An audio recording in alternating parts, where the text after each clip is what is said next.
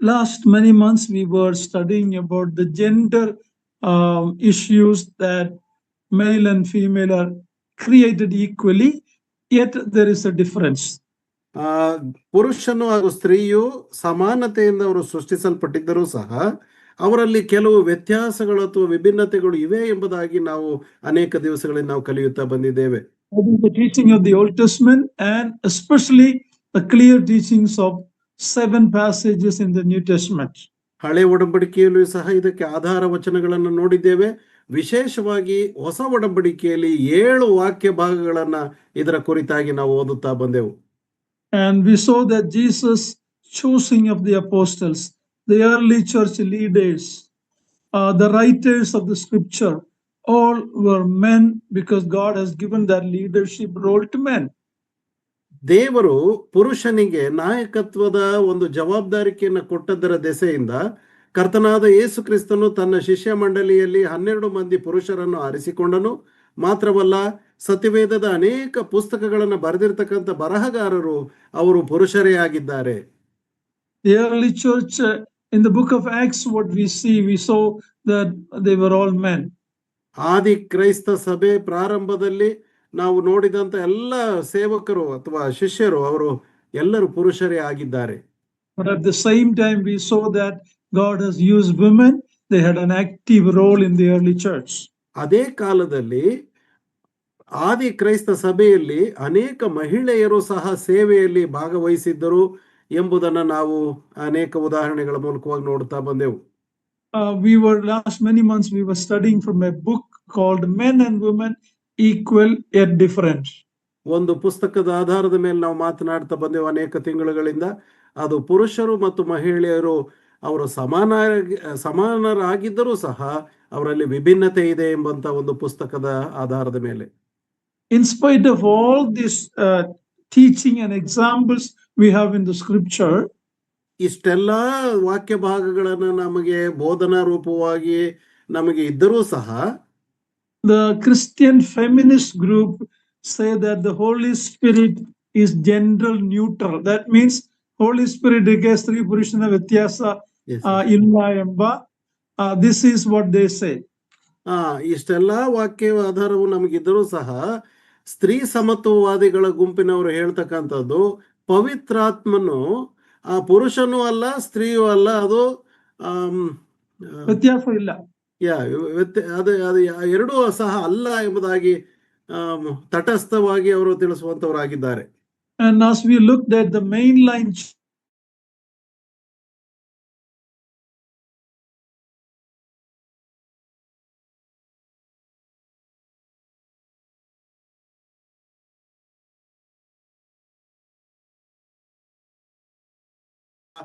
ಆ ಒಂದು ಹರಿವಿನಲ್ಲಿ ಅವರು ಸಿಕ್ಕಿಕೊಂಡಂತದ್ದಾಗಿವೆ.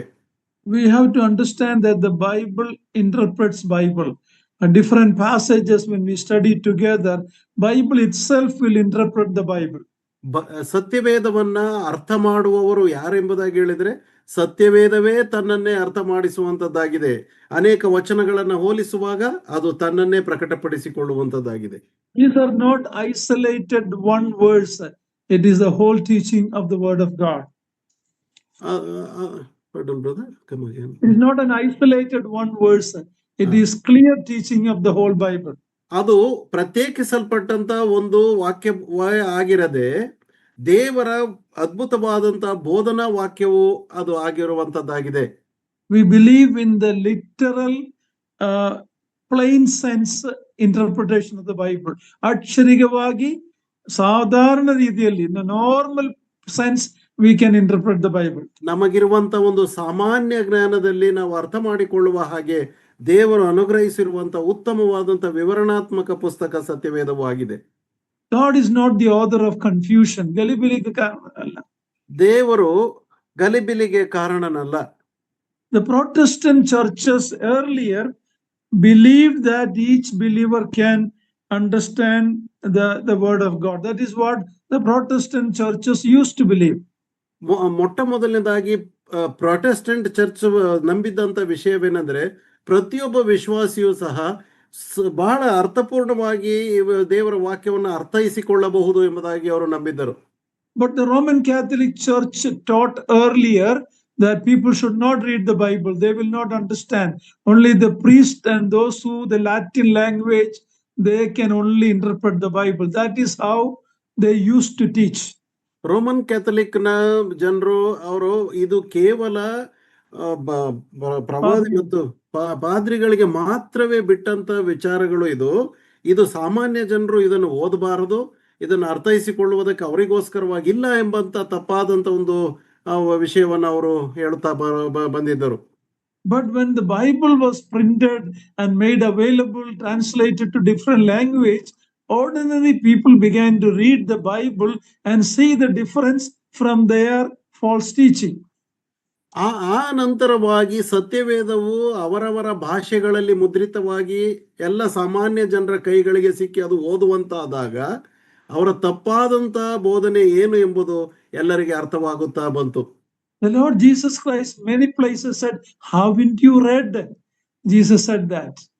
ಯೇಸು ಕ್ರಿಸ್ತನು ಅನೇಕ ವಾಕ್ಯ ಭಾಗಗಳಲ್ಲಿ ಹೇಳಿದ ಮಾತು ನಿಮಗೆ ಗೊತ್ತಿದೆ, ನೀವು ಹೀಗೆ ಬರೆದದ್ದಾಗಿ ನೀವು ಓದಲಿಲ್ಲವೋ ಎಂಬುದಾಗಿ ಆತನು ಸಂಬೋಧಿಸಿದ್ದಾನೆ. Bible is given for us to read. If you are not able to read it, you can buy audio Bible and hear it today. There's no excuse for not knowing the Bible. ಸತ್ಯವೇದವು ಇರುವಂತದ್ದು ನಮ್ಮ ಓದಿಗೋಸ್ಕರವಾಗಿ ನಾವು ಓದುವುದ ಇಲ್ಲವಾದರೆ ಅದನ್ನು ಕೇಳಿಸಿಕೊಳ್ಳುವಂತ ರೀತಿಯಲ್ಲಿ ನಾವು ಅದನ್ನು ಉಪಯೋಗಿಸಿಕೊಳ್ಳುವಂತವರಾಗಿರಬೇಕು.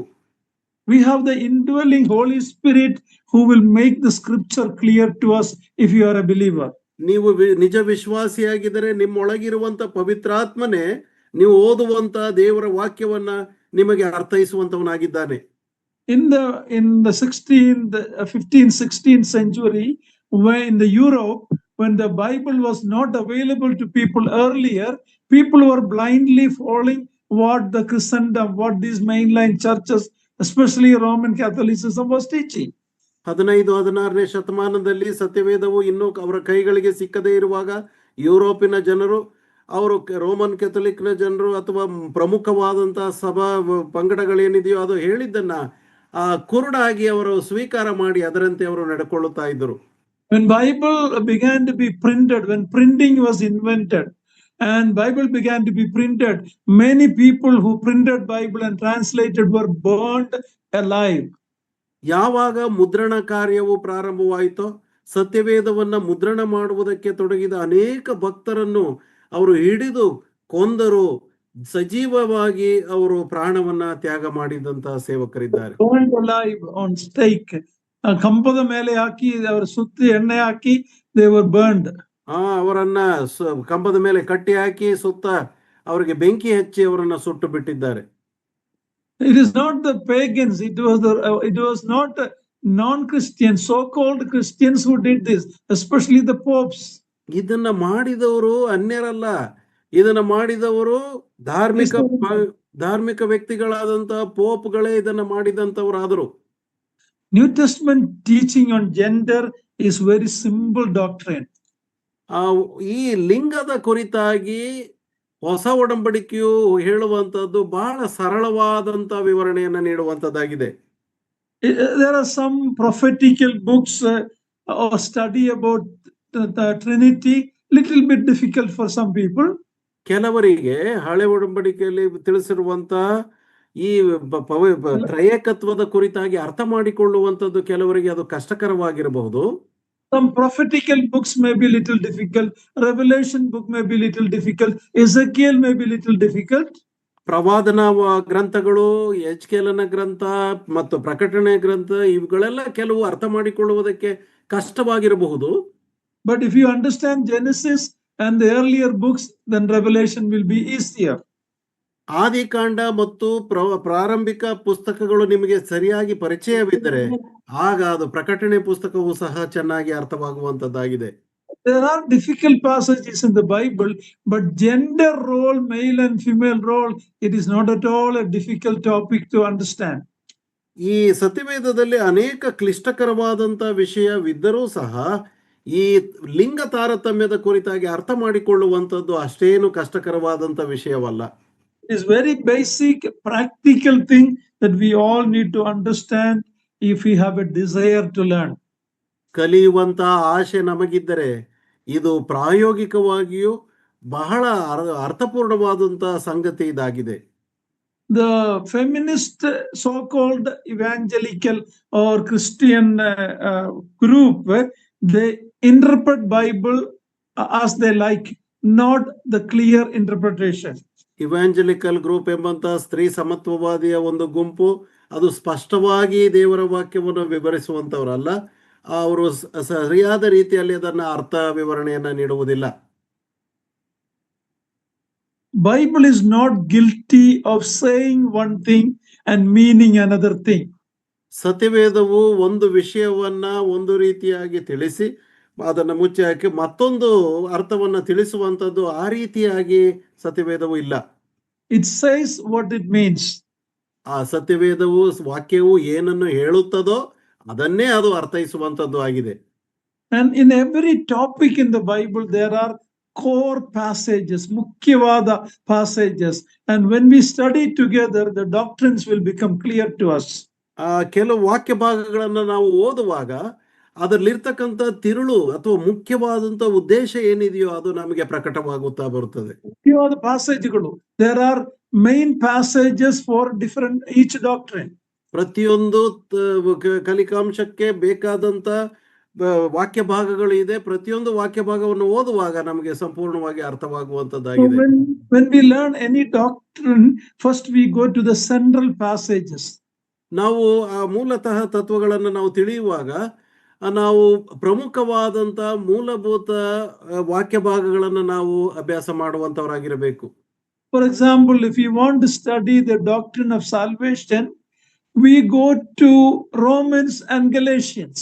ನಾವು ರಕ್ಷಣೆಯ ಕುರಿತಾಗಿ ಆ ತತ್ವದ ಕುರಿತಾಗಿ ನಾವು ತಿಳಿಯಬೇಕು ಎಂಬುದಾಗಿ ಹೇಳಿದ್ರೆ ನಾವು ರೋಮಾ ಪತ್ರಿಕೆ ಮತ್ತು ಗಲಾತ್ಯ ಪತ್ರಿಕೆಯನ್ನು ನಾವು ಓದುವಂತವರಾಗಿರಬೇಕು. Those are the main passages, books that talks about the doctrine of salvation. ಈ ಪುಸ್ತಕಗಳು ನಮಗೆ ರಕ್ಷಣೆಯ ಕುರಿತಾದಂತ ಪ್ರಮುಖವಾದಂತ ಸತ್ಯಾಂಶವನ್ನ ಅದು ತಿಳಿಸುವಂತದ್ದಾಗಿವೆ.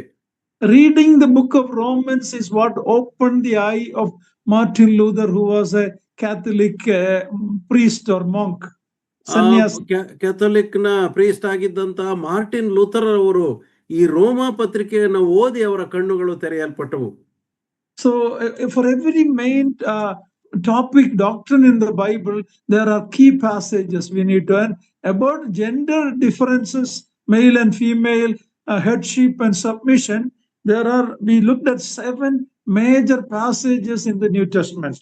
ಆದುದರಿಂದ ಪ್ರತಿಯೊಂದು ವಾಕ್ಯ ಭಾಗವು ನಮಗೆ ಒಂದು ತತ್ವವನ್ನು ತಿಳಿಸುವಂತಹ ವಿಷಯವಾಗಿದೆ. ಅದರಲ್ಲೂ ಹೊಸ ಒಡಂಬಡಿಕೆಯಲ್ಲಿ ನಾವು 7 ವಾಕ್ಯ ಭಾಗಗಳನ್ನ ಈ ಲಿಂಗ ವ್ಯತ್ಯಾಸದ ಕುರಿತಾಗಿ ನಾವು ಕಲಿಯುತ್ತಾ ಬಂದೆವು. It teaches the equality of the sexes and the role differences. ಲಿಂಗಗಳಲ್ಲಿ ಸಮಾನತೆಯನ್ನು ಮತ್ತು ಅದರ ಪಾತ್ರದಲ್ಲಿ ವ್ಯತ್ಯಾಸವಿರುವುದನ್ನು ಅದು ಪ್ರಮುಖವಾಗಿ ತಿಳಿಸುವಂತದ್ದಾಗಿದೆ. But these feminist Christian groups will neutralize these passages, and their core passage is Galatians 3:28. For there is no difference, no male and female. That is their main passage, as we have already looked. ನಾವೀಗಾಗಲೇ ನಾವು ಕಲಿಯುತ್ತಾ ಬಂದ ಹಾಗೆ ಸ್ತ್ರೀ ಸಮತ್ವವಾದಿಗಳ ಗುಂಪುಗಳು ಅವರು ಬೇರೆ ಎಲ್ಲಾ ವಾಕ್ಯಗಳನ್ನ ಬಚ್ಚಿಟ್ಟು ಪ್ರಮುಖವಾಗಿ ಗಲಾತ್ಯ ಪತ್ರಿಕೆ 3:28 ಅದನ್ನ ಪ್ರಕಟಪಡಿಸಿ ಗಂಡು ಹೆಣ್ಣು ಯಾವ ವ್ಯತ್ಯಾಸವಿಲ್ಲ, ಆಳು ಒಡೆ ಎಂಬಂತ ವ್ಯತ್ಯಾಸವಿಲ್ಲ ಎಂಬಂತ ಆ ವಾಕ್ಯ ಭಾಗವನ್ನ ಅವರು ಪ್ರಮುಖವಾಗಿ ತೋರಿಸುವಂತವರಾಗಿರುತ್ತಾರೆ. As we looked at last week, that passage is talking about salvation. In salvation there is no difference, but in headship and submission, definitely Bible, all through the Bible teaches difference. ನಾವು ಅದನ್ನ ಕಲಿಯುತ್ತಾ ಬಂದಿದ್ದೇವೆ ಸುದೀರ್ಘವಾಗಿ. ಆ ವಾಕ್ಯ ಭಾಗವು ಯಾವ ಅರ್ಥವನ್ನು ಕೊಡ್ತದೆ ಎಂಬುದಾಗಿ ಹೇಳಿದರೆ ರಕ್ಷಣೆಯಲ್ಲಿ ಯಾವ ವ್ಯತ್ಯಾಸವಿಲ್ಲ, ಎಲ್ಲರೂ ಸಮಾನರು ಎಂಬುದಾಗಿ ಹೇಳ್ತದೆ. ಆದರೆ ಶಿರಸುತನ ಅಥವಾ ಒಡೆತನಕ್ಕೆ ಬರುವಾಗ ಅಲ್ಲಿ ವ್ಯತ್ಯಾಸವಿದೆ ಎಂಬುದನ್ನು ಸತ್ಯವೇದವು ಸ್ಪಷ್ಟಪಡಿಸ್ತದೆ. Some of this I am repeating, but it's very important for us to have the conviction about this. They depend on Genesis 3, not Genesis 2. Genesis 2, before sin entered, talks about God's order of male and female.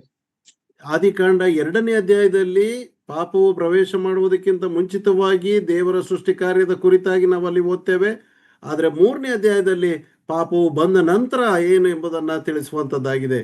This feminist Christians say it is because sin entered, this male leadership all became. That was not how it was, but absolutely wrong. ಆ ಸ್ತ್ರೀ ಸಮತ್ವವಾದಿಗಳ ಗುಂಪು ಹೇಳ್ತಕ್ಕಂಥದ್ದು ಏನಂತಂದ್ರೆ, ಪಾಪವು ಪ್ರವೇಶಿಸಿದ ನಂತರ ಈ ಪುರುಷ ನಾಯಕತ್ವವು ಅದು ಬಂತು, ಅದಕ್ಕಿಂತ ಮುಂಚೆ ಎಲ್ಲ ಎಂಬುದಾಗಿ ಹೇಳುವಂತವರಾಗಿದ್ದಾರೆ. ಇದು ಸಂಪೂರ್ಣವಾಗಿ ಇದು ತಪ್ಪಾದಂತ ವಿಷಯವಾಗಿದೆ. They say it is only adjustment to the cultural practices. ಇದು ಸಾಮಾಜಿಕವಾಗಿರ್ತಕ್ಕಂಥ ಅಭ್ಯಾಸಗಳ ಒಂದು ಹೊಂದಾಣಿಕೆ ಎಂಬುದಾಗಿ ಅವರು ಹೇಳುವಂತವರಾಗಿದ್ದಾರೆ. But the scripture is very clear. ಆದರೆ ಸತ್ಯವೇದವು ಸ್ಪಷ್ಟವಾಗಿ ನಮಗೆ ವ್ಯತ್ಯಾಸವನ್ನ ತೋರಿಸಿಕೊಡುತ್ತದೆ. We will just repeat some of those verses. Wives, be submissive to your own husbands. ನಾವು ಹೆಂಡತಿಯರು ತಮ್ಮ ತಮ್ಮ ಗಂಡದರಿಗೆ ಅಧೀನರಾಗಿರಬೇಕು ಎಂಬಂತ ವಾಕ್ಯ ಭಾಗಗಳನ್ನು ನಾವು ಓದುತ್ತೇವೆ. The holy women of the old, they submissive to their husbands like Sarah.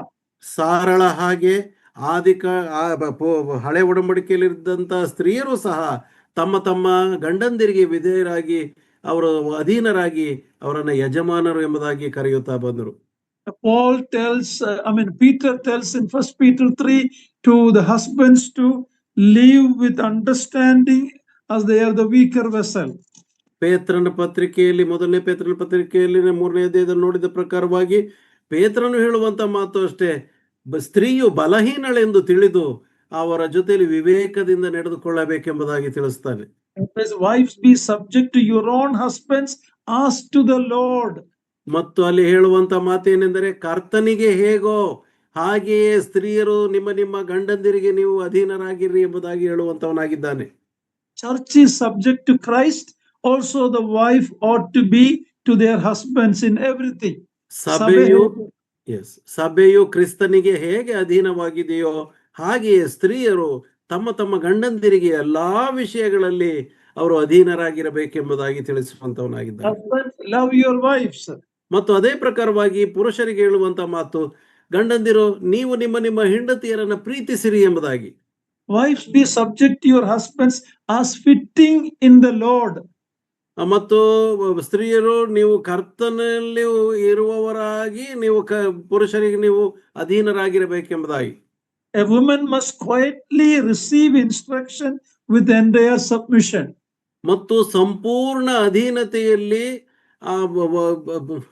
ಕಲಿಯಬೇಕು, ತನ್ನ ವಾಕ್ಯಗಳನ್ನು ಸ್ವೀಕರಿಸಬೇಕು ಎಂಬುದಾಗಿ ಸಹ ತಿಳಿಸಲ್ಪಡುತ್ತದೆ. Paul says, I don't allow a woman to teach or exercise authority over a man. ಪೌಲನು ಹೇಳುವಂತದ್ದು, ಪುರುಷನಿರುವಂತಹ ಸ್ಥಳದಲ್ಲಿ ಸ್ತ್ರೀಯರು ಮಾತನಾಡಬಾರದು, ಅವರು ಸುಮ್ಮಗಿರಬೇಕು, ಅವರು ಕೇಳಿಸಿಕೊಳ್ಳುವಂತವರಾಗಿರಬೇಕು ಎಂಬುದಾಗಿ ಪೌಲನು ಬರೆಯುತ್ತಾನೆ. ಬೋಧಿಸುವುದಕ್ಕೂ ಅಧಿಕಾರ ನಡೆಸುವುದಕ್ಕೂ ಅವ್ರಿಗೆ ಅನುಮತಿ ಇಲ್ಲ. Encourage older sisters to encourage young women to be subject to their own husbands. ಮತ್ತು ಹಿರಿಯ ಸಹೋದರಿಯರು ಕಿರಿಯ ಸಹೋದರಿಯರಿಗೆ ತಮ್ಮ ತಮ್ಮ ಗಂಡಂದಿರಿಗೆ ಅಧೀನತೆಯನ್ನು ತೋರಿಸುವಲ್ಲಿ ಅವರಿಗೆ ಅವರು ತಿಳುವಳಿಕೆ ನೀಡಬೇಕು ಎಂಬುದಾಗಿಯೂ ಸಹ ಬರೆಯುತ್ತಾನೆ. The man is the head of the woman. ಮತ್ತು ಪುರುಷನು ಸ್ತ್ರೀಗೆ ಶಿರಸ್ಸಾಗಿದ್ದಾನೆ. He is the image and glory of God. ಮತ್ತು ಆ ಪುರುಷನು ದೇವರ ಪ್ರತಿರೂಪವೂ ಆತನು ಆಗಿದ್ದಾನೆ. The woman is the glory of man. ಮತ್ತು ಸ್ತ್ರೀಯು ಪುರುಷನ ಒಂದು ಪ್ರಭಾವನ ಸೂಚಿಸುವಂತವಳಾಗಿರುತ್ತಾಳೆ. And quote many more verses that very clearly talks about the headship and of man and the submissiveness of the wife. ಅನೇಕ ವಾಕ್ಯ ವಚನಗಳು ನಮಗೆ ಸಿಕ್ಕುತ್ತದೆ. ಅದರಲ್ಲಿ ಪುರುಷನು ಶಿರಸ್ಸಾಗಿದ್ದಾನೆ, ಆತನಿಗೆ ಸ್ತ್ರೀಯು ಅಧೀನಳಾಗಿರಬೇಕೆಂಬುದಾಗಿ. Also so that the gender role difference is based on 5 key things. ಮತ್ತು ಈ ಲಿಂಗ ತಾರತಮ್ಯವು ಅದು ವ್ಯತ್ಯಾಸವು ಯಾಕಿದೆ ಎಂಬುದಾಗಿ 5 ಪ್ರಮುಖವಾದಂತ ವಿಷಯಗಳನ್ನು ನಾವು ನೋಡ್ತಾ ಬಂದೆವು. First of all, the creation law of Genesis chapter 2. ಮತ್ತು ದೇವರ ಸೃಷ್ಟಿ ನಿಯಮ ಆದಿಕಾಂಡ 2ನೇ ಅಧ್ಯಾಯದಲ್ಲಿ ತಿಳಿಸಿರುವಂತ ಒಂದು ವಿಷಯ. Secondly, the universal practice of the churches. ಮತ್ತು ಎರಡನೇದಾಗಿ ಸಾರ್ವತ್ರಿಕವಾಗಿ ಸಭೆಯಲ್ಲಿ ನಡೆಯುತ್ತಿದ್ದಂತ ಕ್ರಮ. And also thirdly, the order within the Godhead, within the triune God, there is an order. ಮತ್ತು ಮೂರನೇದಾಗಿ ತ್ರಯೇಕ ದೇವರಲ್ಲಿ ಒಂದು ಕ್ರಮಬದ್ಧತೆ ಇರುವ ಕಾರಣ. God is the head of Christ. We see that order in the Trinity. ಒಂದು ಕ್ರಮಬದ್ಧತೆಯನ್ನು ನಾವು ಈಗಾಗಲೇ ನೋಡಿದೆವು ತ್ರೈಏಕತ್ವದಲ್ಲಿ, ತಂದೆಯಾದ ದೇವರು, ಮಗನಾದ ದೇವರು ಮತ್ತು ಪವಿತ್ರಾತ್ಮನಾದ ದೇವರು ಎಂಬುದಾಗಿ. And Christ, God is the head of Christ. ಮತ್ತು ಕ್ರಿಸ್ತನಿಗೆ ತಂದೆಯಾದ ದೇವರು ಶಿರಸ್ಸಾಗಿದ್ದಾನೆ ಎಂಬುದಾಗಿ ನಾವು ನೋಡ್ತಾ ಬಂದೆವು. And fourthly, the clear command of Jesus Christ. ಮತ್ತು ನಾಲ್ಕನೇದಾಗಿ ಕರ್ತನಾದ ಯೇಸು ಕ್ರಿಸ್ತನ ಸ್ಪಷ್ಟವಾದ ಬೋಧನೆಯ ದೆಸೆಯಿಂದ. Fifthly, the Christ church relationship. ಐದನೇದಾಗಿ ಕ್ರಿಸ್ತನಿಗೂ ಮತ್ತು ಸಭೆಗೂ ಇರುವಂತ ಸಂಬಂಧದಲ್ಲಿ ಈ ವಿಷಯವನ್ನ ನಾವು ನೋಡ್ತಾ ಬಂದಿದ್ದೇವೆ. So the gender difference or the role difference is not an isolated thing. There are solid ground for teaching and practicing this.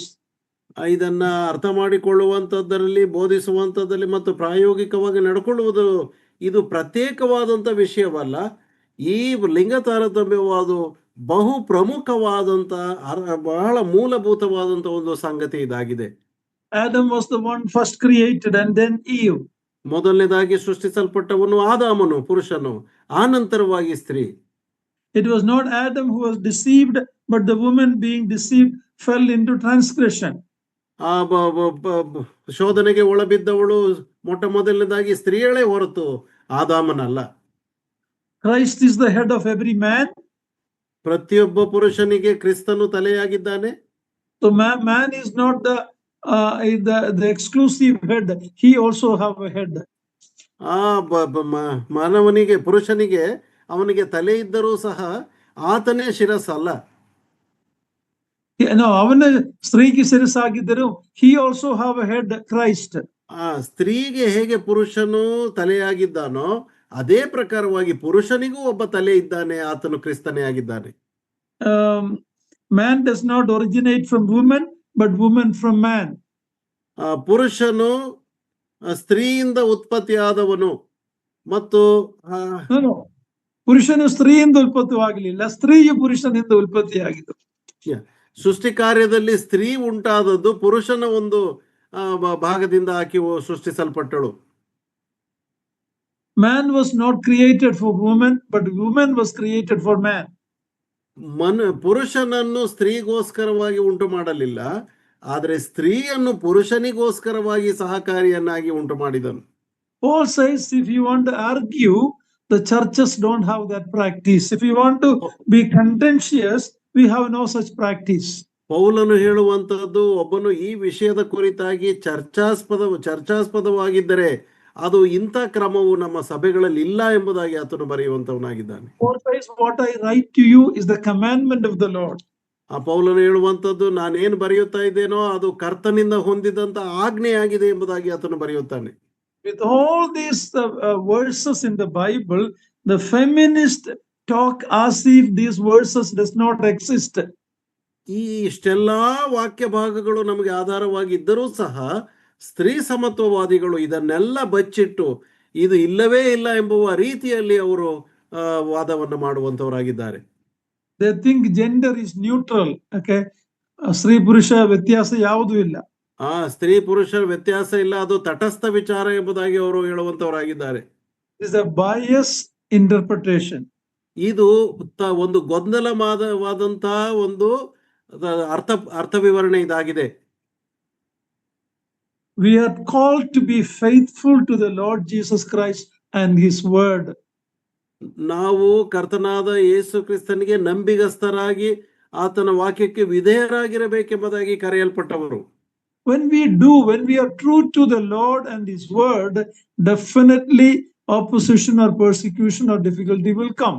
ನಾವು ಯಾವಾಗ ದೇವರಿಗೆ ವಿಧೇಯರಾಗಿ ದೇವರ ವಾಕ್ಯವನ್ನ ಕೈಕೊಂಡು ನಡೆಯುವಂತವರಾಗಿದ್ದೇವೋ ಆಗ ಖಂಡಿತವಾಗಿಯೂ ನಮಗೆ ವಿರೋಧತ್ವವು ಬರುವಂತದ್ದಾಗಿದೆ. It may not be popular. The world, Christendom may not accept it. It may not be popular. We may be a minority. ನಾವು ಬಹಳ ಅಲ್ಪಸಂಖ್ಯಾತರಾಗಿರಬಹುದು. ಅದು ಜನಸಾಮಾನ್ಯವಾಗಿ ಬೃಹತ್ತಾದಂತಹ ರೀತಿಯಲ್ಲಿ ಪ್ರಸಿದ್ಧಿಯಾದಂತಹ ಸಂಗತಿ ಆಗದೇ ಇರಬಹುದು. When the Lord is writing, asking John to write to the 7 churches in Revelation 2 and 3, ಪ್ರಕಟಣೆ ಪುಸ್ತಕ 2 ಮತ್ತು 3ನೇ ಅಧ್ಯಾಯದಲ್ಲಿ ಕರ್ತನು ಯೋಹಾನನಿಗೆ ಈ ವಿಷಯಗಳನ್ನು ಸಭೆಗಳಿಗೆ ಬರೆ ಎಂಬುದಾಗಿ ಹೇಳುವಾಗ, to the 7 churches.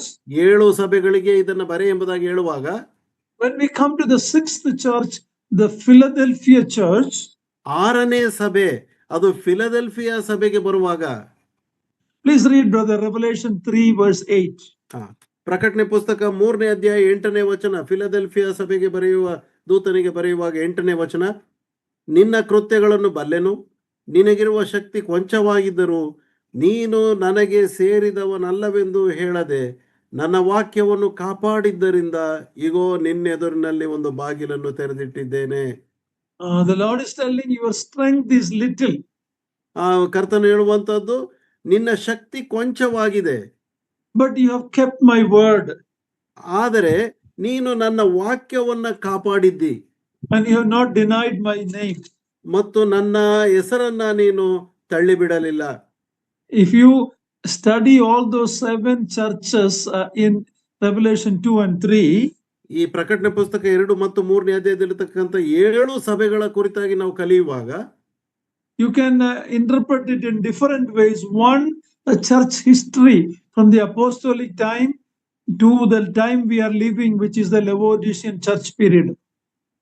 ನಾವು ಈಗ ಜೀವಿಸ್ತಾ ಇರತಕ್ಕಂಥ ಲವೋದಿಕೀಯ ಸಭೆಯ ಒಂದು ಕಾಲಮಾನಕ್ಕೂ ಮತ್ತು ಇನ್ನಿತರ 6 ಸಭೆಗಳ ಕಾಲಮಾನಕ್ಕೂ ಹೋಲಿಸುವಾಗ, the Philadelphia church is the period when people went back to the word of God. ಫಿಲದೆಲ್ಫಿಯಾ ಸಭೆಯ ಕಾಲಮಾನವು ಅದು ಜನರು ದೇವರ ವಾಕ್ಯದ ಕಡೆಗೆ ಬಂದಂತ ಕಾಲಮಾನ ಅದಾಗಿದೆ. And many believe that that is when in 17th century the Brethren movement started in England. ಆದುದರಿಂದ ಅನೇಕರು ನಂಬುತ್ತಾರೆ 17ನೇ ಶತಮಾನದಲ್ಲಿ ಇಂಗ್ಲೆಂಡ್ನಲ್ಲಿ ಈ brethren ಆಂದೋಲನವು ಪ್ರಾರಂಭಗೊಂಡಿತು. After the Reformation, after the Reformation, Martin Luther and the people who led the Reformation, they didn't go all the way. They believed certain things, but they didn't know every doctrine of the Bible. ಈ ಸುಧಾರಣೆಯ ಒಂದು ಹಾದಿಯಲ್ಲಿ ಸಾಗುವಾಗ Martin Luther ಅವರು ಮತ್ತು ಇನ್ನಿತರರು ಎಲ್ಲಾ ಸತ್ಯಾಂಶಗಳನ್ನು ಅವರು ತಿಳಿಯದವರಾಗಿ ಸತ್ಯವೇದವನ್ನು ಅನುಸರಿಸುವವರಾಗಿರಲಿಲ್ಲ. They understood that salvation is by faith, by grace. ರಕ್ಷಣೆಯು ನಂಬಿಕೆಯ ಮೂಲಕ ಕೃಪೆಯಿಂದಲೇ ಉಂಟು ಎಂಬುದಾಗಿ ಅರ್ಥ ಮಾಡಿಕೊಂಡಿದ್ದರು. God used that understanding. God used in Europe during the Dark Ages. This was a revolutionary thinking that salvation is not by your good work, like the RC was teaching. It is by the grace of God. So it impacted Europe very much. Roman ಕ್ಯಾಥಲಿಕರು ಹೇಳಿದ ಪ್ರಕಾರವಾಗಿ ರಕ್ಷಣೆಯು ನಿನ್ನ ಒಳ್ಳೆ ಕಾರ್ಯಗಳಿಂದ ಎಂಬುದಾಗಿ ಅವರು ತಿಳಿಸ್ತಾ ಇದ್ರು. ಆದರೆ ಮಾರ್ಟಿನ್ ಲೂಥರ್ ಅವರು ಹೇಳಿದಂಥದ್ದು ಇಲ್ಲ, ರಕ್ಷಣೆಯು ಅದು ನಂಬಿಕೆಯಿಂದ ದೇವರ ಕೃಪೆಯಿಂದಲೇ ಬರುವಂಥದ್ದು. ಇದು ನಿಜವಾಗಿ ಒಂದು ಆಂದೋಲನವಾಗಿ ದೇವರಿಂದ ಉಂಟಾದಂತ ಒಂದು ಕ್ರಾಂತಿಕಾರಿ ವಿಷಯವೂ ಇದಾಗಿತ್ತು.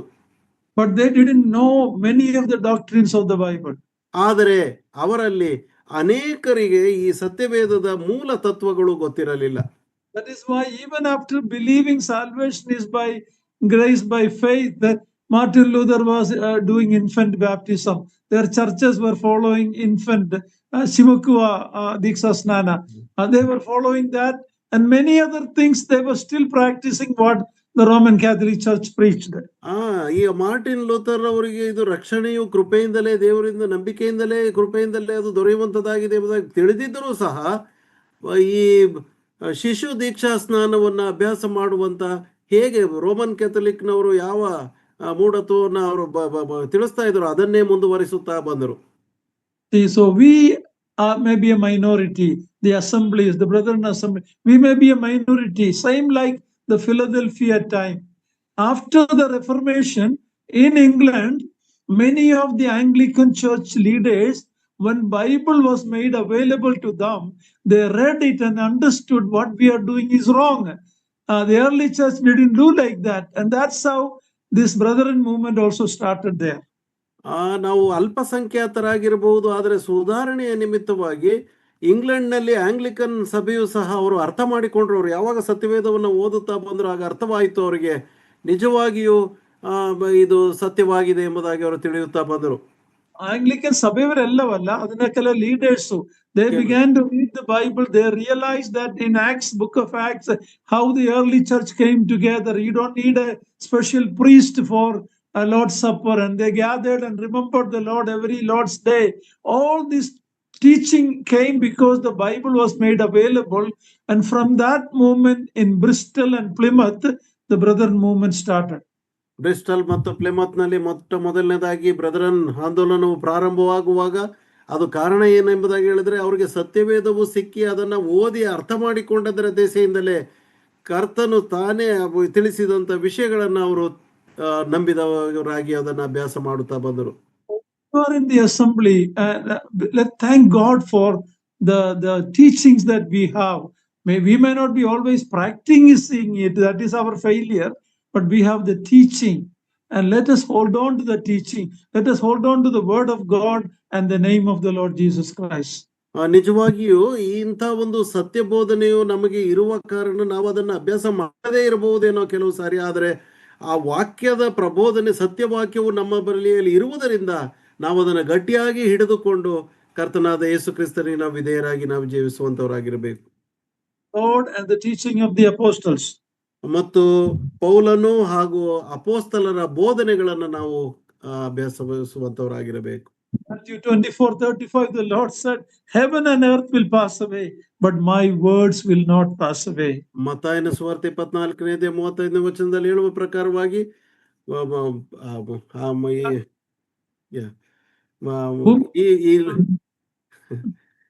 ಈ ಲೋಕವು ಮತ್ತು ಎಲ್ಲ ಸಂಗತಿಗಳು ಅದು ನಶಿಸಿ ಹೋಗ್ತದೆ, ಆದರೆ ನನ್ನ ವಾಕ್ಯವು ಎಂದಿಗೂ ಅದು ನಶಿಸಿ ಹೋಗುವುದಿಲ್ಲ ಎಂಬುದಾಗಿ ಆತನು ತಿಳಿಸ್ತಾನೆ. 2 Timothy 2:15, we are told to rightly divide the word of God, accurately divide the word of God. 2 Timothy 2:15. 2 Timothy 2ನೇ ಅಧ್ಯಾಯ 15ನೇ ವಚನದ ಪ್ರಕಾರವಾಗಿ ಹೇಳುವಾಗ, ನೀನು ದೇವರ ದೃಷ್ಟಿಗೆ ಯೋಗ್ಯನಾಗಿ ಕಾಣಿಸಿಕೊಳ್ಳಲು ಪ್ರಯಾಸ ಪಡು, ಅವಮಾನಕ್ಕೆ ಗುರಿಯಾಗದೆ ಕೆಲಸದವನು, ಸತ್ಯವಾಕ್ಯವನ್ನು ಸರಿಯಾಗಿ ಉಪದೇಶಿಸುವವನು ಆಗಿರು ಎಂಬುದಾಗಿ. Also, there are believers all over the world who are gathering in local churches who believe the truth of the word of God. ಯಾರು ದೇವರ ವಾಕ್ಯದ ಸತ್ಯಾಂಶವನ್ನ ಅವರು ನಂಬುವಂತವರಾಗಿರುತ್ತಾರೋ ಅವರು ಇಡೀ ವಿಶ್ವದಾದ್ಯಂತ ನಿಜ ಸಭೆಗೆ ಅವರು ಸೇರಿ ಬರುವಂತವರಾಗಿರುತ್ತಾರೆ. But we are living in a day when, you heard about this AI, artificial intelligence. What is it? Kritaga Buddhimade. What is it? We are living in this. A man is trying to become God. ನಾವು ಈಗ ಯಾವ ಕಾಲಮಾನದಲ್ಲಿದ್ದೇವೆ ಎಂಬುದಾಗಿ ಹೇಳಿದ್ರೆ AI, artificial intelligence ಕಾಲಮಾನದಲ್ಲಿದ್ದೇವೆ. ಅದರಲ್ಲಿ ಮನುಷ್ಯನೇ ದೇವರು ಎಂಬಂತ ಒಂದು ರೀತಿಯಲ್ಲಿ ನಂಬುವಂತ ಸ್ಥಿತಿಗೆ ಬರುವಂತವರಾಗಿದ್ದೇವೆ. Instead of two sexes, now they say there are many sexes. There is not only male and female, transgender, so many other things. ಈಗ ಬರೀ ಪುರುಷ ಮತ್ತು ಸ್ತ್ರೀ ಎಂಬಂತ ಲಿಂಗಗಳಿಲ್ಲ, ಇನ್ನೂ ಅನೇಕ ಇದೆ, ತ್ರಿಲಿಂಗಿ ಮತ್ತು ಇನ್ನೂ ಅನೇಕ ತರವಾದಂತ ವಿಷಯಗಳು ಈಗ ಹೊಸದಾಗಿ ಬರುವಂತದ್ದಾಗಿದೆ. People do surgery on their body to change their sex. ತಮ್ಮ ಲಿಂಗತ್ವವನ್ನ ಬದಲಾಯಿಸಿಕೊಳ್ಳುವುದಕ್ಕೆ ದೇಹವನ್ನ ಶಸ್ತ್ರಚಿಕಿತ್ಸೆಗೆ ಒಳಪಡಿಸುವಂತ ಕಾಲ. I'm involved in a ministry called Accept. You know that we get even transgenders there, and they come as patients, and I share the gospel with them many a times. We know what is happening, what people are doing to their body, to male to become female, female to become. I cannot explain everything to publicly on this one here, what people do. We are living in the most evil and distorted time. ಸಹೋದರರು ಹೇಳುವ ಪ್ರಕಾರವಾಗಿ accept ನಲ್ಲಿ ಸೇವೆ ಮಾಡುವಾಗ ಅನೇಕ ತ್ರಿಲಿಂಗಿಗಳನ್ನ ಭೇಟಿ ಮಾಡಿ ಅವರಿಗೆ ಸುವಾರ್ತೆಯನ್ನು ತಿಳಿಸುವಂತ ಒಂದು ಅವಕಾಶ ಸಿಗುವಂತದ್ದಾಗಿದೆ. ಆದರೆ ಅದನ್ನೆಲ್ಲ ವಿವರಿಸುವುದಕ್ಕೆ ಈ ಒಂದು ಸನ್ನಿವೇಶ ಅದು ಒಳ್ಳೆಯದಲ್ಲ. ಆದರೆ ತಮ್ಮ ದೇಹವನ್ನ, ಲಿಂಗವನ್ನ ಬದಲಾಯಿಸಿಕೊಳ್ಳುವುದಕ್ಕೆ ಅನೇಕ ತರವಾದ ಪ್ರಯತ್ನಗಳನ್ನ ಮಾಡುವಂತ ಕಾಲಮಾನ ಇದಾಗಿದೆ. Children in the school are taught, especially in the Western countries, that you are in the wrong body. You may be like a man, but you are a woman, or a woman, you are in a wrong body. This is the teaching in the schools, mostly in the Western countries, And India is not far behind. It is already here also. ಅನೇಕ ಪಾಶ್ಚಿಮಾತ್ಯ ದೇಶಗಳಲ್ಲಿ ಮಕ್ಕಳಿಗೆ ಹೇಳಿಕೊಡುವಂತ ವಿಷಯ ಶಾಲೆಗಳಲ್ಲಿ ಏನೆಂಬುದಾಗಿ ಹೇಳಿದ್ರೆ, ನೀವು ಸರಿಯಾದ ದೇಹದಲ್ಲಿ ನೀವು ಹುಟ್ಟಿದವರಾಗಿಲ್ಲ, ನೀವು ಆ ರೀತಿಯಾಗಿ ಇಲ್ಲ, ನೀವು ಹೆಣ್ಣಲ್ಲ, ನೀವು ಗಂಡಲ್ಲ ಎಂಬುದಾಗಿ ಹೇಳುವಂತ ಒಂದು ತಪ್ಪಾದಂತ ವಿಷಯಗಳನ್ನ ಪಾಠವಾಗಿ ತಿಳಿಸುವಂತದ್ದಾಗಿದೆ. ಭಾರತವು ಇದಕ್ಕೇನು ಹೊರತಲ್ಲ, ಭಾರತವೂ ಸಹ ಅದರೇ ಹಾದಿಯಲ್ಲಿ ಬರುವಂತಹ ಸ್ಥಿತಿಯಲ್ಲಿ ಇದೆ. Some of us older people may not think, we may not know about this, or we may think, oh, it's not that, but it is coming. Okay, our children are brainwashed by satanic, feminist, and all these godless group. ದೇವರನ್ನ ಬಿಟ್ಟಿರ್ತಕ್ಕಂಥ ಸೈತಾನನ ಗುಂಪಿನವರು, ಸ್ತ್ರೀ ಸಮತ್ವವಾದಿಗಳು, ಇಂಥವರೆಲ್ಲ ಸೇರಿಕೊಂಡು ನಮ್ಮ ಮಕ್ಕಳಿಗೆ ತಪ್ಪಾದಂತ ಬೋಧನೆಗಳಿಂದ ಮೆದುಳಿನಲ್ಲಿರುವಂತಹ ವಿಷಯಗಳನ್ನ ಅವರು ಸತ್ಯವಾಕ್ಯವನ್ನ ತೆಗೆದು ಹಾಕುವಂತವರಾಗಿದ್ದಾರೆ. I have grandchildren who are living in the Western countries. ಪ್ರಿಯ ಸಹೋದರರಿಗೆ ಮೊಮ್ಮಕ್ಕಳು ಪಾಶ್ಚಿಮಾತ್ಯ ದೇಶಗಳಲ್ಲಿ ವಾಸವಾಗಿರ್ತಕ್ಕಂಥವ್ರು ಇದ್ದಾರೆ. Some of them decided to teach their children at home because government or public schools are dangerous place. ಅವರು ಹೇಳ್ತಾರೆ, ಸಾರ್ವಜನಿಕವಾಗಿ ಸರ್ಕಾರಿ ಶಾಲೆಗಳಲ್ಲಿ ಓದುವುದಕ್ಕಿಂತ ನಾವು ಮನೆಯಲ್ಲೇ ಅವ್ರನ್ನ ಓದಿಸಿಕೊಳ್ಳುವುದು ಎಷ್ಟೋ ಉತ್ತಮ, ಯಾಕಂದ್ರೆ ಅದು ಅಷ್ಟು ಅಪಾಯಕಾರಿಯಾಗಿದೆ ಎಂಬುದಾಗಿ. This lie was told to Eve in the Garden of Eden. If you eat this, you will become like God. ಈ ಒಂದು ಸುಳ್ಳು ಆ ಏದೇನ್ ತೋಟದಲ್ಲಿಯೇ ಹವ್ವಳಿಗೆ ಅದು ತಿಳಿಸಲ್ಪಟ್ಟಿತು. ಏನೆಂಬುದಾಗಿ ಹೇಳಿದ್ರೆ, ಈ ಹಣ್ಣನ್ನು ತಿಂದ ತಕ್ಷಣ ನೀನು ದೇವರಂತೆ ಆಗುವಿರಿ ಎಂಬುದಾಗಿ. I heard that in Andhra Pradesh there is a brethren assembly where there is a transgender people who promote that. I was shocked to hear that. ನನಗೆ ಬಹಳ ಆಘಾತವಾಯಿತು. ಏನೆಂಬುದಾಗಿ ಹೇಳಿದ್ರೆ, ಆಂಧ್ರದಲ್ಲಿ ಒಂದು ಸಹೋದರ ಸಭೆಯಲ್ಲಿ ಹೇಳುವಂತ ವಿಷಯ ಏನಂದ್ರೆ, ನೀವು ಟ್ರಾನ್ಸ್ಜೆಂಡರ್ ಆಗಿ ಇರುವವರು ಅದು ಪ್ರಮೋಟ್ ಮಾಡುವ ವಿಶ್ವಾಸ ನಮ್ಮ ಸಭೆಯಲ್ಲಿ ಬಂದಿದೆ ಎಂದು ಐ ಹರ್ಡ್. ಲೈಕ್ ಸ್ತ್ರೀಲಿಂಗಿಗಳು ಅವರು ಇದು ಒಳ್ಳೆಯದು, ಇದನ್ನ ಉತ್ತೇಜಿಸುವಂತ ರೀತಿಯಲ್ಲಿ ಸಹೋದರ ಸಭೆ ಆಂಧ್ರದಲ್ಲಿ ಇದೆಯಂತೆ. See, Eve was the one who believed the lie of Satan. Now we know the consequence of that. ಹವ್ವಳು ಸೈತಾನನ ಆ ಸುಳ್ಳಾದ ಮಾತನ್ನ ನಂಬಿದಳು. ಅದರ ಪರಿಣಾಮ ಏನಾಯಿತು ಎಂಬುದಾಗಿ ನಮ್ಮೆಲ್ಲರಿಗೆ ಚೆನ್ನಾಗಿ ಗೊತ್ತಿದೆ. We have a battle to battle. That is Ephesians 6:12. It is not with flesh and blood. Read Ephesians 6:12, brother. ಎಫೆಸ ಪತ್ರಿಕೆ 6ನೇ ಅಧ್ಯಾಯ 12ನೇ ವಚನ. ನಮಗೆ ಒಂದು ಹೋರಾಟವಿದೆ. ಎಫೆಸ ಪತ್ರಿಕೆ 6ನೇ ಅಧ್ಯಾಯ 12ನೇ ವಚನ. ನಾವು ಹೋರಾಡುವಂಥದ್ದು ಮನುಷ್ಯ ಮಾತ್ರದವರ ಸಂಗಡವಲ್ಲ, ರಾಜತ್ವಗಳ ಮೇಲೆಯೂ ಅಧಿಕಾರಗಳ ಮೇಲೆಯೂ ಈ ಅಂಧಕಾರದ ಲೋಕಾಧಿಪತಿಗಳ ಮೇಲೆಯೂ ಆಕಾಶ ಮಂಡಲದಲ್ಲಿರುವ ದುರಾತ್ಮಗಳ ಸೇನೆಯ ಮೇಲೆಯೂ ನಾವು ಹೋರಾಡುವವರಾಗಿದ್ದೇವೆ. We and our children, especially this generation, is living in the most dangerous time in human history. ನಾವು ಮತ್ತು ನಮ್ಮ ಮಕ್ಕಳು ಮಾನವ ಇತಿಹಾಸದಲ್ಲೇ ಕಂಡರಿಯದಂತಹ ಅಪಾಯದ ಒಂದು ಸ್ಥಿತಿಗತಿಗಳಲ್ಲಿ ನಾವು ಇದ್ದೇವೆ. You have no idea what AI will be bringing. ಈ AI, ಆರ್ಟಿಫಿಷಿಯಲ್ ಇಂಟೆಲಿಜೆನ್ಸ್ ಏನು ಮಾಡ್ತದೆ ಎಂಬುದಾಗಿ ನಮಗೆ ಇನ್ನೂ ವಿವರಿಸಲ್ಪಟ್ಟಿಲ್ಲ.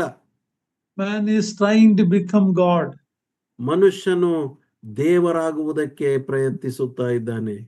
Whether it is the gender role difference or headship or submission, if we follow God's blueprint for marriage, we can build a healthier and happier marriages. ನಾವು ಇದರಲ್ಲಿ ಪ್ರತ್ಯೇಕಿಸಲ್ಪಟ್ಟವರಾಗಿ ದೇವರು ನೇಮಿಸಿದಂತ ಆ ಒಂದು ಯೋಜನೆಯನ್ನು ಅನುಸರಿಸುವಾಗ ನಾವು ಒಂದು ಆರೋಗ್ಯಕರವಾದಂತ ಉತ್ತಮವಾದಂತ ದಾಂಪತ್ಯ ಜೀವನವನ್ನ ನಾವು ತೋರಿಸಿಕೊಡುವಂತವರಾಗಿರಬಹುದು. Benefit from that if we teach our children these things. ಮತ್ತು ಇದರಿಂದ ಸಿಗ್ತಕ್ಕಂಥ ಲಾಭಗಳನ್ನ ನಾವು ನಮ್ಮ ಮಕ್ಕಳಿಗೆ ನಾವು ತಿಳಿಸಿಕೊಡುವಂತವರಾಗಿರಬೇಕು. Those who know God's plan for marriage and success can protect their families. ಯಾರಿಗೆ ವಿವಾಹ ಕಾರ್ಯದಲ್ಲಿ ದೇವರ ಯೋಜನೆ ಏನು ಎಂಬುದಾಗಿ ಚೆನ್ನಾಗಿ ಅರ್ಥವಾಗಿದೆಯೋ ಅವರು ತಮ್ಮ ಕುಟುಂಬಗಳನ್ನ ಸಂರಕ್ಷಿಸಿಕೊಳ್ಳಬಹುದು. Kept from the secularized culture that is all around us.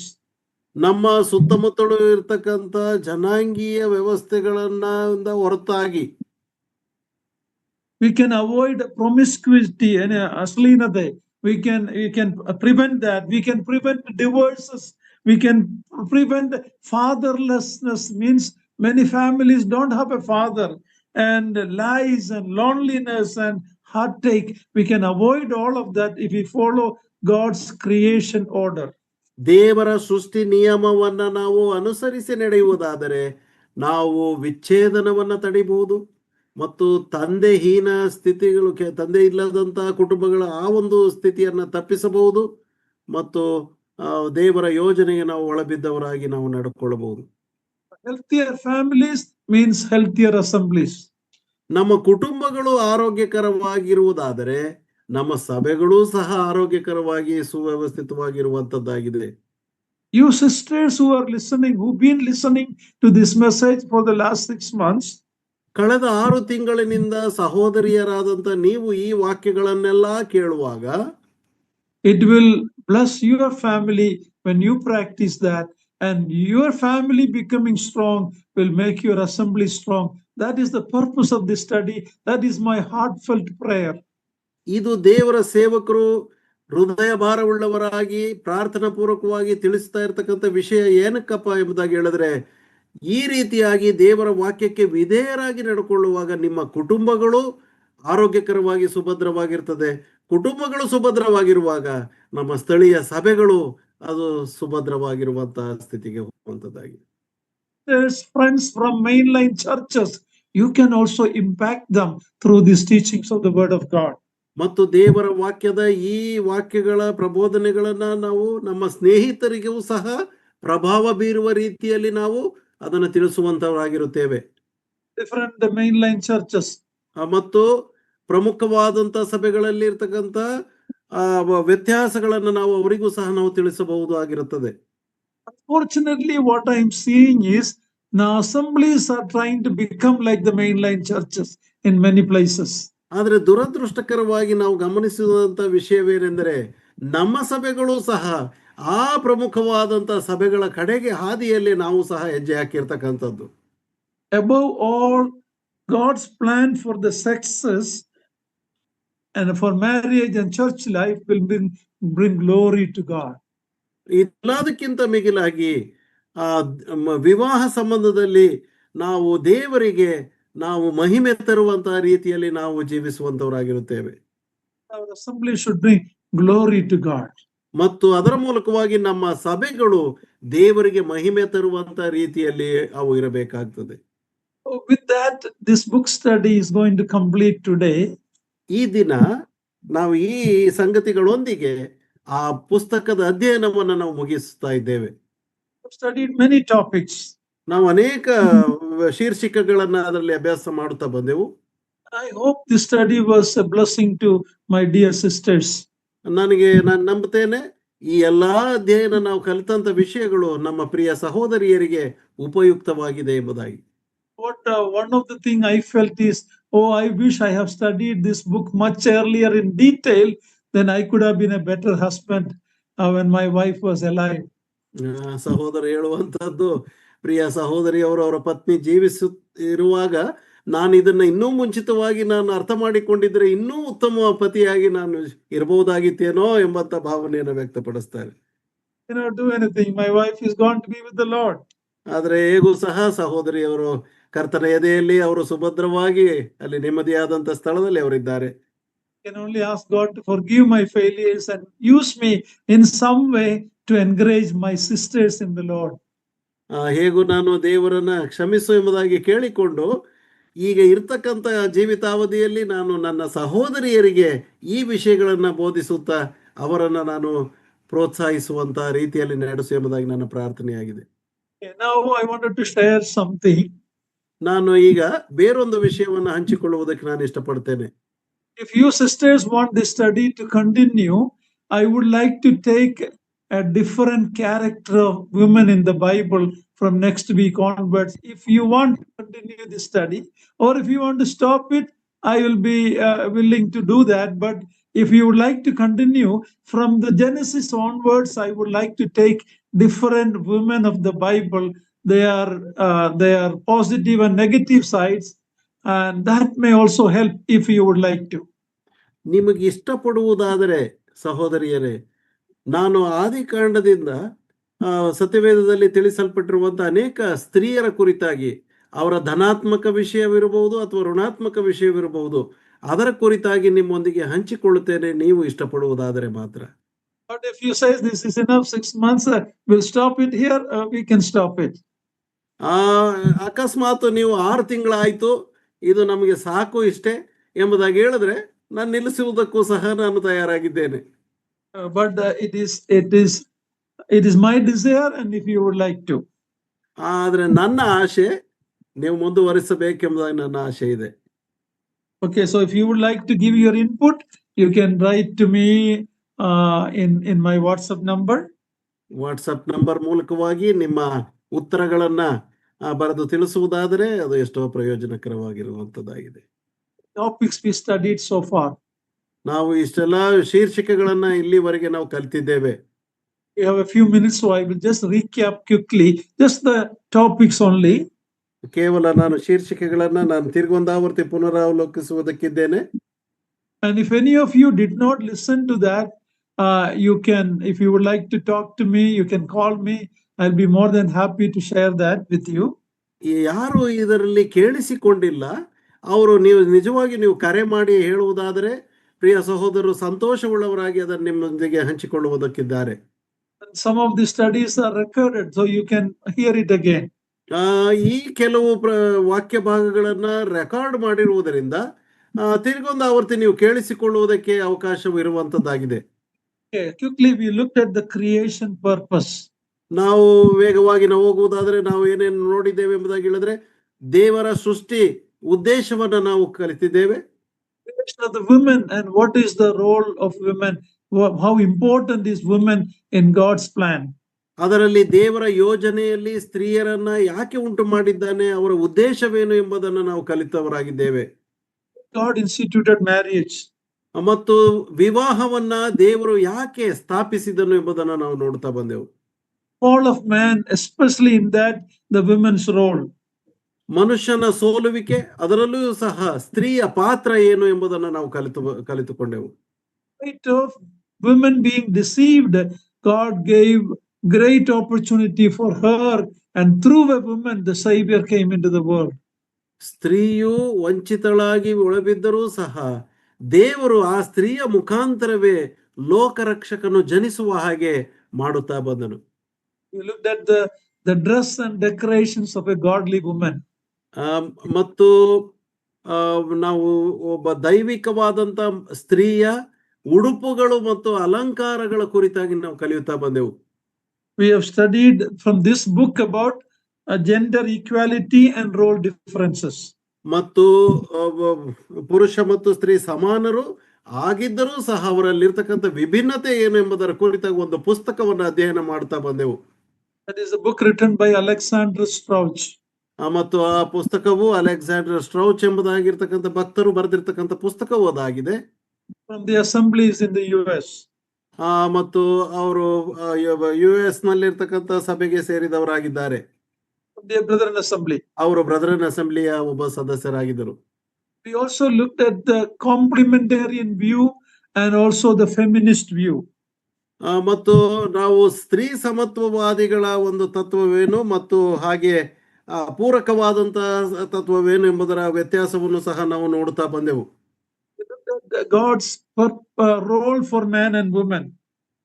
ಪುರುಷ ಮತ್ತು ಸ್ತ್ರೀಯ ಉದ್ದೇಶ ಮತ್ತು ಅವರ ಪಾತ್ರಗಳೇನು, ದೇವರ ಉದ್ದೇಶವೇನು ಎಂಬುದನ್ನು ನಾವು ತಿಳಿಯುತ್ತಾ ಬಂದೆವು. How Jesus Christ honored women. ಮತ್ತು ಕರ್ತನಾದ ಯೇಸು ಕ್ರಿಸ್ತನು ಸ್ತ್ರೀಯರನ್ನ ಹೇಗೆ ಗೌರವಿಸಿದನು ಎಂಬುದನ್ನು ಸಹ ನಾವು ಕಲಿತಿದ್ದೇವೆ. How man and woman created in both are created in God's image. ಮತ್ತು ದೇವರ ಪ್ರತಿರೂಪದಲ್ಲಿ ಪುರುಷನನ್ನು ಮತ್ತು ಸ್ತ್ರೀಯನ್ನು ಹೇಗೆ ಉಂಟು ಮಾಡಿದನು ಎಂಬುದನ್ನು ಸಹ ನಾವು ನೋಡುತ್ತಾ ಬಂದೆವು. Told the man and woman to multiply and fill the earth. ಮತ್ತು ಪುರುಷನಿಗೂ ಸ್ತ್ರೀಗೂ ಕೊಟ್ಟಂತ ಆಶೀರ್ವಾದವೇನೆಂದರೆ ನೀವು ಬಹು ಸಂತತಿ ಉಳ್ಳವರಾಗಿ ಹೆಚ್ಚಿ ಇಡೀ ವಿಶ್ವವನ್ನ ನೀವು ಅದನ್ನು ತುಂಬಿಕೊಂಡು ದೊರೆತನ ಮಾಡ್ರಿ ಎಂಬುದಾಗಿ. But God made Adam the central character. ಆದರೆ ದೇವರು ಆದಾಮನನ್ನ ಒಂದು ಪ್ರಮುಖವಾದಂತ ಪಾತ್ರಧಾರಿಯಾಗಿ ಮಾಡಿ He created him first. ಆದಾಮನನ್ನ ಮೊಟ್ಟ ಮೊದಲನೇದಾಗಿ ಸೃಷ್ಟಿಸಿ He formed a woman out of man. ಆತನಿಂದ ಪುರುಷನಿಂದ ಸ್ತ್ರೀಯನ್ನು ಉಂಟು ಮಾಡಿ Created the woman for the man. ಮತ್ತು ಆ ಸ್ತ್ರೀಯನ್ನು ಪುರುಷನಿಗೋಸ್ಕರವಾಗಿ ಉಂಟು ಮಾಡಿ God gave the man the right to name the woman. ಮತ್ತು ಆ ಮಹಿಳೆಗೆ ಹೆಸರನ್ನು ಕೊಡುವ ಹಾಗೆ ಹಕ್ಕನ್ನ ಪುರುಷನಿಗೆ ದೇವರು ಒದಗಿಸಿಕೊಟ್ಟು And God created man and woman equal in his image. ಮತ್ತು ತನ್ನ ಸ್ವರೂಪದಲ್ಲಿ ಪುರುಷನನ್ನು ಸ್ತ್ರೀಯನ್ನು ದೇವರು ಉಂಟು ಮಾಡಿದನು. But the fall of man in chapter 3 of Genesis brought the battle of sexes. ಆದರೆ ಆದಿಕಾಂಡ 3ನೇ ಅಧ್ಯಾಯದಲ್ಲಿ ಮನುಷ್ಯನು ಪಾಪಕ್ಕೆ ಒಳಬಿದ್ದ ನಂತರ ಲಿಂಗದ ಕುರಿತಾಗಿ ಒಂದು ಹೋರಾಟವನ್ನು ಅಲ್ಲಿಂದ ಪ್ರಾರಂಭಗೊಂಡಿತು. So Eve's deception, ಆದುದರಿಂದ ಸ್ತ್ರೀಯ ವಂಚನೆಗೆ ಒಳಬೀಳುವಂಥದ್ದು, Eve's penalty, the judgment she received from God, ಮತ್ತು ದೇವರಿಂದ ನ್ಯಾಯ ತೀರ್ವಿಕೆಗೆ ಒಳಗಾಗಿ ಅವಳಿಗೆ ಉಂಟಾದಂತಹ ಒಂದು ಫಲಿತ ಶಿಕ್ಷೆ. but God held Adam accountable. He also had to face the penalty. ಆಕೆಗೆ ಶಿಕ್ಷೆ ದೊರಕಿದರೂ ಸಹ ಆದಾಮನನ್ನು ಆತನು ಒಳಗೊಂಡಂತೆ ದೇವರು ಆತನಿಗೂ ಸಹ ಶಾಪವನ್ನ ಕೊಟ್ಟನು. Accountable. ಆದಾಮನನ್ನೇ ಲೆಕ್ಕಕ್ಕೆ ಎಳೆದು. So God held Adam responsible because of headship. ಆದಾಮನು ಆತನು ಶಿರಸಾದದ್ದರಿಂದ ತಲೆಯಾದದ್ದರಿಂದ ಆತನನ್ನು ಲೆಕ್ಕ ಕೇಳುವಂತವನಾಗಿ ಆತನಿಗೂ ಸಹ ಆ ಶಿಕ್ಷೆಯನ್ನು ವಿಧಿಸಿದನು. When we came to New Testament, we saw Jesus Christ's malehood. He had to be a man. ಮತ್ತು ಹೊಸ ಒಡಂಬಡಿಕೆಯಲ್ಲಿ ನಾವು ನೋಡುವಾಗ ಯೇಸು ಕ್ರಿಸ್ತನು ಸಹ ಪುರುಷನಾಗಿಯೇ ಆತನು ಜನಿಸಿದನು ಎಂಬುದನ್ನು ನಾವು ಕಲಿಯುತ್ತಾ ಬಂದೆವು. Why it was important we looked at. ಮತ್ತು ಇದಕ್ಕೆ ಯಾಕೆ ಇಷ್ಟು ಅವಶ್ಯಕ ಎಂಬುದನ್ನು ನಾವು ನೋಡುತ್ತಾ ಬಂದೆವು.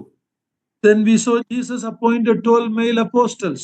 ಮತ್ತು ಯೇಸು ಕ್ರಿಸ್ತನು ತನ್ನ 12 ಜನ ಶಿಷ್ಯರಲ್ಲಿ ಎಲ್ಲರನ್ನೂ ಪುರುಷನನ್ನೇ ಆರಿಸಿಕೊಂಡನು ಯಾಕೆ ಎಂಬುದಾಗಿ ನೋಡ್ತಾ ಬಂದೆವು. Jesus did not fail women. ಸ್ತ್ರೀಯರಿಗೆ ಅವರು how do you explain that? Jesus failed women. ಯೇಸು ಕ್ರಿಸ್ತನು ಸ್ತ್ರೀಯರನ್ನ ಕೀಳಾಗಿ ಕಂಡು ಅವರನ್ನ ಸೋತು ಹೋದವರು ಎಂಬುದಾಗಿ ಕಾಣಲಿಲ್ಲ. Through the apostles, Jesus Christ gave clear instructions on marriage. ಕರ್ತನಾದ ಯೇಸು ಕ್ರಿಸ್ತನು ವಿವಾಹ ಸಂಬಂಧದಲ್ಲಿ ಅಪೋಸ್ತಲರ ಮೂಲಕವಾಗಿ ಸ್ಪಷ್ಟವಾದ ವಿವಾಹ ಸಂಬಂಧಿತ ವಿವರಣೆಯನ್ನು ನೀಡಿದ್ದಾನೆ. In all those passages there is headship and submission. ಮತ್ತು ಎಲ್ಲಾ ವಾಕ್ಯ ಭಾಗಗಳಲ್ಲಿ ಪುರುಷನೇ ಶಿರಸ್ಸಾಗಿದ್ದಾನೆ, ಸ್ತ್ರೀಯು ಅಧೀನಳಾಗಿದ್ದಾಳೆ ಎಂಬುದಾಗಿ ನಾವು ಓದುತ್ತಾ ಬಂದೆವು. So even in the New Testament we clearly see a woman's dress. ಹೊಸ ಒಡಂಬಡಿಕೆಯಲ್ಲೂ ನಾವು ಸ್ಪಷ್ಟವಾಗಿ ಸ್ತ್ರೀಯ ಉಡುಪುಗಳ ಕುರಿತಾಗಿ ನಾವು ನೋಡುತ್ತಾ ಬಂದೆವು. Submission, learning, teaching, exercising authority. These are all the clear teachings in the New Testament. ಹೊಸ ಒಡಂಬಡಿಕೆಯಲ್ಲಿ ಅಧೀನತೆ ಮತ್ತು ಅದನ್ನು ಅಭ್ಯಾಸ ಮಾಡುವಂಥದ್ದು, ಅದನ್ನು ಬೋಧಿಸ್ತಕ್ಕಂಥದ್ದು, ಅದರ ಸ್ಪಷ್ಟವಾದ ವಿವರಣೆಯನ್ನ ನಾವು ಹೊಸ ಒಡಂಬಡಿಕೆಯಲ್ಲಿ ನೋಡ್ತಾ ಬಂದೆವು. So 3 headships. Man is a head, Christ is a head, God is head. 3 ಶಿರಸುತನದ ಕುರಿತಾಗಿ ನಾವು ಕಲಿತೆವು. ದೇವರ ಒಂದು ಶಿರಸುತನ, ಕ್ರಿಸ್ತನ ಶಿರಸುತನ ಮತ್ತು ಮನುಷ್ಯನ ಶಿರಸುತನ. So there is so much we were able to cover by the grace of God in these last 6 months. ಈ ಕಳೆದ 6 ತಿಂಗಳಲ್ಲಿ ದೇವರ ಮಹಾ ಕೃಪೆಯಿಂದ ನಾವು ಎಷ್ಟೋ ವಿಷಯಗಳನ್ನು ನಾವು ಅದನ್ನ ಕಲಿಯಲಿಕ್ಕೆ ಸಾಧ್ಯವಾಯಿತು. Romans 16 we saw Paul had many co-workers who were wonderful women God mightily used. ರೋಮ ಪತ್ರಿಕೆ 16ನೇ ಅಧ್ಯಾಯದಲ್ಲಿ ಪೌಲನು ಹೇಳುವಂಥದ್ದು ತನ್ನ ಜೊತೆ ಸೇವಕಿಯರಾಗಿ ಅನೇಕ ಸ್ತ್ರೀಯರು ಸಹಾಯಿಸಿದ್ದನ್ನ ಅವರಿಗೆ ವಂದನೆ ಹೇಳುವ ರೂಪದಲ್ಲಿ ಅಲ್ಲಿ ಹೆಸರುಗಳನ್ನ ಕೊಟ್ಟಿದ್ದಾನೆ. Goes against the feminist teaching that Paul was a male chauvinist. ಅಂದ್ರೆ ಸ್ತ್ರೀ ವಿರೋಧಿಯಾಗಿದ್ದ ಪೌಲನು. That is absolutely not true. ಹೇಗೆ ಸ್ತ್ರೀ ಸಮತ್ವವಾದಿಗಳು ಪೌಲನು ಸ್ತ್ರೀ ವಿರೋಧಿಯಾಗಿದ್ದನು ಎಂಬುದಾಗಿ ಹೇಳುತ್ತಾರೋ ಅದು ಖಂಡಿತವಾಗಿಯೂ ಅದು ಅಲ್ಲವೇ ಅಲ್ಲ ಎಂಬುದನ್ನು ಆತನು ಸಾಬೀತುಪಡಿಸಿದ್ದಾನೆ. So there are so many things we could learn these last 6 months. ಈ ಕಳೆದ 6 ತಿಂಗಳಲ್ಲಿ ಅನೇಕ ಸಂಗತಿಗಳನ್ನು ನಾವು ಕಲಿಯುತ್ತಾ ಬಂದಿದ್ದೇವೆ. Dear sisters, you have tremendous opportunity to impact, to build your home and be a support to your husbands in building the local assemblies. ಪ್ರಿಯ ಸಹೋದರಿಯರೇ, ನಿಮಗೆ ಕುಟುಂಬವನ್ನು ಕಟ್ಟುವಲ್ಲಿ, ನಿಮ್ಮ ಗಂಡಂದಿರಿಗೆ ನೀವು ಪ್ರೋತ್ಸಾಹಿಸುವುದರಲ್ಲಿ ನಿಮ್ಮದೊಂದು ವಿಶೇಷ ಪಾತ್ರವನ್ನು ದೇವರು ಅನುಗ್ರಹಿಸಿಕೊಟ್ಟಿದ್ದಾನೆ. ಅದರ ಮೂಲಕವಾಗಿ ಸಭೆಯು ಉತ್ತಮವಾದ ರೀತಿಯಲ್ಲಿ ಕಂಡುಬರುವ ಹಾಗೆ. Children look up to the parents, and we need to be examples so our children can also follow the same footsteps. ನಾವು ತಂದೆ ತಾಯಿಗಳಾಗಿ ನಮ್ಮ ಮಕ್ಕಳಿಗೆ ಒಂದು ಮಾದರಿಯಾದಂತಹ ಜೀವಿತವನ್ನು ನಾವು ಜೀವಿಸುವಾಗ ನಮ್ಮ ಮಕ್ಕಳು ಆ ಹೆಜ್ಜೆ ಜಾಡಿನಲ್ಲಿ ನಡೆಯುತ್ತಾ ಬಂದು ಉತ್ತಮವಾದ ಜೀವನವನ್ನು ನಡೆಸಲಿಕ್ಕೆ ಸಾಧ್ಯವಾಗ್ತದೆ. Don't spend the time in looking at the cell phones. Sit together and read the word of God. Meditate on the word of God with your children. Teach them from infancy, from small age. You teach them. I see that today the phone use. Yesterday I was speaking in a cottage meeting in our assembly about the abuse of the phone. We have no time to sit and read the Bible, the book, but people are all in the Facebook. They don't have time for the main book. ಮುಖ್ಯವಾದಂತಹ ಪುಸ್ತಕ book ಅನ್ನು ನಾವು ಓದ್ತಾ ಇಲ್ಲ. ನಮಗೆ ದೇವರು ಕೊಟ್ಟಿರುವಂತ ಪುಸ್ತಕವನ್ನು ಓದುವುದನ್ನು ಬಿಟ್ಟು ನಾವೆಲ್ಲರೂ ಫೇಸ್ಬುಕ್ ನಲ್ಲಿ ತೊಡಗಿದ್ದೇವೆ. ಈ ಸೆಲ್ ಫೋನ್ಗಳ ಅದರ ಒಂದು ಚೆನ್ನಾಗಿ ಅದರಲ್ಲಿ ಹೋಗಿರುವುದರಿಂದ ಅದನ್ನ ಬಿಟ್ಟು ಕುಟುಂಬವಾಗಿ ಕೂತು ಸತ್ಯವಾಕ್ಯವನ್ನ ಓದಿ ಆ ಬುಕ್ಕನ್ನು ಓದಿ ನಾವು ಅದನ್ನ ನಮ್ಮ ಮಕ್ಕಳಿಗೆ ಚಿಕ್ಕಂದಿನಿಂದಲೇ ಕಲಿಸುವಂತದ್ದು ನಮ್ಮ ಜವಾಬ್ದಾರಿಯಾಗಿರುತ್ತದೆ.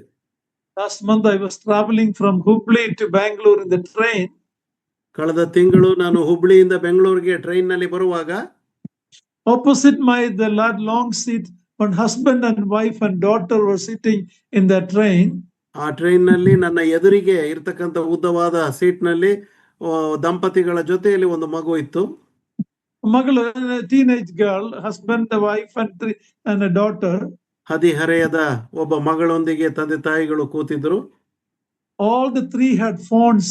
From Hubli till Bangalore, I never seen them talking to each other. They were all watching the cell phone the whole. ಹುಬ್ಳಿಯಿಂದ ಬೆಂಗಳೂರಿಗೆ ಬರುವವರೆಗೆ 3 ಮಂದಿಯು ಸೆಲ್ ಫೋನ್ಗಳನ್ನು ಇಟ್ಟು ನೋಡುತ್ತಾ ಬಂದು ಒಬ್ಬರನ್ನೊಬ್ಬರು ಮಾತನಾಡಿದ್ದನ್ನೇ ನಾನು ನೋಡ್ಲಿಲ್ಲ ಎಂಬುದಾಗಿ ಹೇಳ್ತಾ ಇದ್ದೆ. What is this world coming to? ಈ ಪ್ರಪಂಚ ಯಾವ ಕಡೆಗೆ ಸಾಗುತ್ತಾ ಇದೆ? You have to be very careful as believers. It's not automatic. You have to invest in your children these wonderful truths. ಇದು ಏನೋ ತತ್ಕ್ಷಣವಾಗಿ ಆಗುವಂತದ್ದಲ್ಲ. ನಾವು ಬಹಳ ಜವಾಬ್ದಾರಿಯುತರಾಗಿ ನಮ್ಮ ಮಕ್ಕಳಿಗೆ ಈ ವಿಷಯಗಳನ್ನೆಲ್ಲ ನಾವು ಹೇಳಿಕೊಡುವಂತವರಾಗಿರಬೇಕು. Family prayer, family devotion in your home. ಮನೆಯಲ್ಲಿ ಕುಟುಂಬವಾಗಿ ಕೂತು ಪ್ರಾರ್ಥನೆ ಮಾಡುವಂತದ್ದು, ಕುಟುಂಬವಾಗಿ ಕೂತು ದೇವರ ವಾಕ್ಯವನ್ನ ಧ್ಯಾನ ಮಾಡತಕ್ಕಂಥದ್ದು ಅವಶ್ಯಕವಾಗಿದೆ. To memorize key verses. ಮುಖ್ಯ ಸತ್ಯವೇದದ ವಚನಗಳನ್ನ ಬಾಯ್ಪಾಠ ಮಾಡ್ಲಿಕ್ಕೆ ನಾವು ಕಲಿಸಿಕೊಡ್ಬೇಕು. Let us be an example for our children. ನಮ್ಮ ಮಕ್ಕಳಿಗೆ ನಾವು ಮಾದರಿಯಾಗಿರೋಣ. Even if they fail in between sometime, especially as young people, if we are an example and if we train up a child in the ways of the Lord, they will never forget it later. ಕೆಲವು ಸಾರಿ ಪ್ರಾಯದ ದೆಸೆಯಿಂದ ನಮ್ಮ ಮಕ್ಕಳು ಸೋತು ಹೋದಾಗ ನಾವು ಅವರಿಗೆ ವಿಧೇಯರಾಗಿ ಒಂದು ಮಾದರಿಯಾಗಿದ್ದು ಅವರಿಗೆ ಪ್ರೋತ್ಸಾಹ ನೀಡಿ ದೇವರ ವಾಕ್ಯಕ್ಕೆ ವಿಧೇಯರಾಗುವಂತೆ ನಾವು ಕಲಿಸಿಕೊಡುವಂಥದ್ದು ನಮ್ಮ ಜವಾಬ್ದಾರಿಯಾಗಿದೆ. Once again, I want to thank you all for